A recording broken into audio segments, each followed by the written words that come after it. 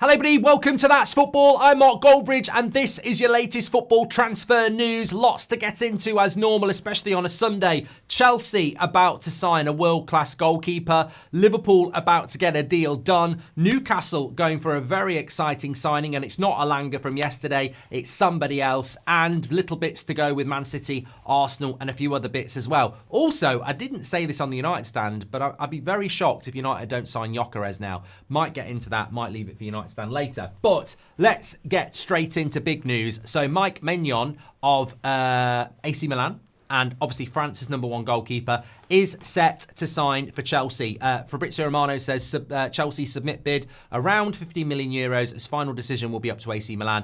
I mean, this is an incredible fee for a goalkeeper that is effectively one of the best goalkeepers in the world, in my opinion, but also France's #1. Why is he so cheap? 1 year left on his contract. AC Milan not in Europe. So Chelsea, again, looking like making real waves in another transfer window. I like this signing. Let me know what your thoughts are on Maignan. I think that we know so much in football, whether we're talking about Dembele, whether we're talking about Yamal, Rafinha, Lewandowski, Wirtz. The modern football fan has so much access to football. I remember watching the '99 final between Man United and Bayern Munich, and people were saying Bayern Munich are going for a treble as well. I was like, I don't bloody care. Who are they? Because we had no Bundesliga action. We didn't see these players unless it was in a World Cup or a Euros.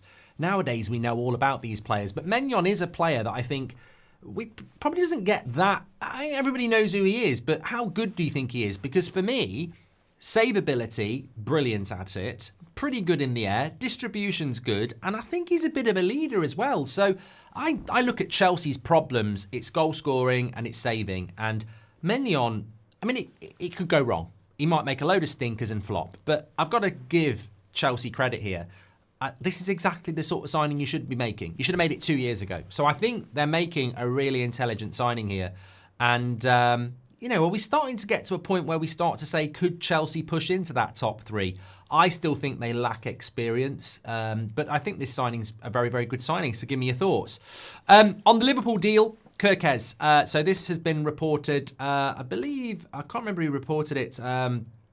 Anyway, apparently, Kerkez has been released from international duty by Hungary, so he can focus in on his move to Liverpool. Obviously wants to get a bit of a holiday in as well. So expect Kerkez to Liverpool. Here we go, done and dusted early this week, because he has been given a dispensation or whatever it is to go and get that deal done. So that's a little bit of an advancement for Liverpool. Obviously, you'd expect Wirtz to happen as well this week. I expect he's probably playing more or less right now for Germany against France in the third place playoff for the Nations League. So looking good for Liverpool. I'd keep an eye on Ekitike this week as well. I think Chelsea will try and push to get that done quickly. Remember that June the 10th Club World Cup deadline is on Tuesday, so keep an eye on that one as well. What else did I want to talk about? Well, quite a few bits actually. I wanted to talk about the situation with Spurs very quickly. Thomas Frank to take the Spurs job, that's expected. Kieran McKenna from Ipswich may then take the Brentford job, which I think would be great for that. I mean, I've got to say, huge fan of the Premier League, absolutely love it. I know a lot of you do on That's Football. Brentford last year were brilliant, as were teams like Fulham and Bournemouth. So I think Kieran McKenna going to Brentford would be very interesting, but very different type of coach to Thomas Frank. So, does that give a little bit of leeway to, the newly promoted teams? Is there a vulnerability to Brentford? Because Thomas Frank, from the moment they got promoted, has just been so good there. I mean, it'd be interesting to monitor Brentford next year, wherever they go. But Thomas Frank to Spurs. Look, Ange's gone. We move on. Thomas Frank to Spurs, I think this is his opportunity. And I'm excited to see how it's going to go. And I look at Spurs and I look at people like Bergvall, who I think is going to have a great future there.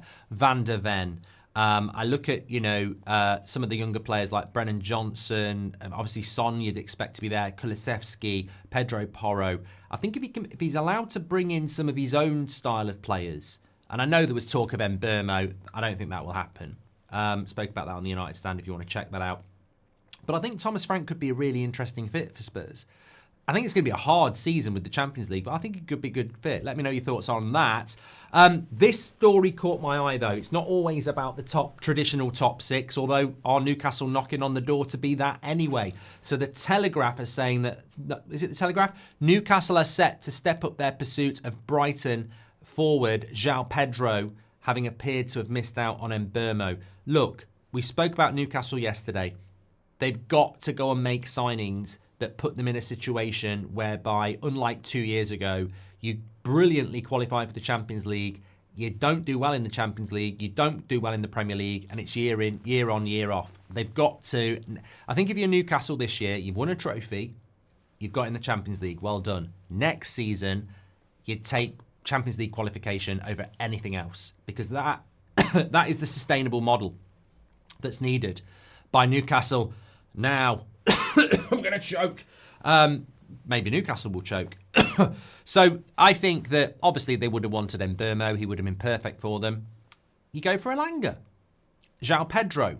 They need a forward. They need somebody to supplement Isak. I think if Newcastle next season had Elanga, Murphy, Pedro, Isak, Gordon, Barnes, that's a fantastic six. You go and get another midfielder, maybe another centre-back, Guehi. You're building the thing that Newcastle need to build. Newcastle would have done what Man City did, 15 years ago? Where they just went and bought loads of players and nobody really knew about FFP. Newcastle have got the money to do that, but they're wary of FFP. Newcastle, with the signings of people like Xiao Pedro, Elanga, under somebody like Eddie Howe, I think they could be really... if you think Elanga and Pedro are good players now, I think under Eddie Howe at Newcastle, in that system, I think they'll go up a level. So keep an eye on that. I think it's really interesting signings there. Just on Man City as well, Reinders is due to have a medical today, apparently, according to Sky Sports. So you'd expect that to be a player that will play in the Club World Cup. And Nouri has signed from Man City. Very good left back. It's interesting, Man City buying a left back, because I can't remember the last time they had a left back. Cancelo? Shevchenko? They've been the club that doesn't use a left back for a couple of years, haven't they? They've used people like Aki and Vardiel. So to go and get a left back for Man City is good, and he's a good player. So I think Man City are going to be a very interesting watch next season.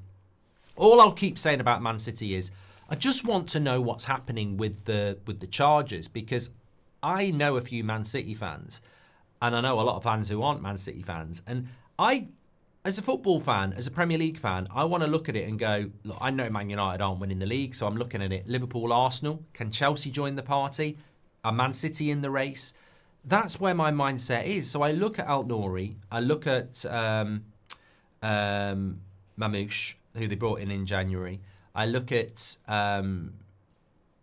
Reinders. I look at Rodri coming back. Haaland's obviously a world-class striker. And I look at that team and I think, there's a bit of an evolution going on there. Phil Foden surely can't be as bad again. Grealish is going to go. De Bruyne is gone. So you look at Man City and you go, look, Pep's a good manager. If he gets it going again, they could be a really good team again. It could be another Pep team at Man City.